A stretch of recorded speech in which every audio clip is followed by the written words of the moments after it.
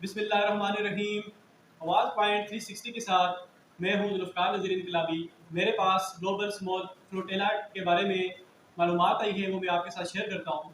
اسرائیلی forces نے global small flotilla کے رضاکاروں کو اپنی حراست میں لے لیا ہے، جن میں پاکستان سے سینیٹر مشتاق حسین صاحب، آزاد کشمیر سے پیر مظہر علی شاہ صاحب اور انوائرمنٹل ایکٹیوسٹ اسپین سے گریٹا تھنبرگ بھی شامل ہیں۔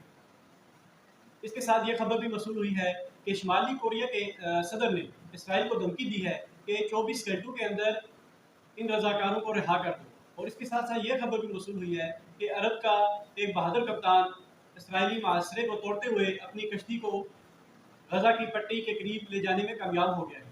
اس کے ساتھ ساتھ گلوبل اسمال فلوٹیلا کی حمایت میں پوری دنیا میں اور پاکستان میں آج مظاہرے کیے جا رہے ہیں، اور یہ مطالبہ کیا جا رہا ہے کہ گلوبل اسمال فلوٹیلا کے رضاکاروں کو رہا کیا جائے۔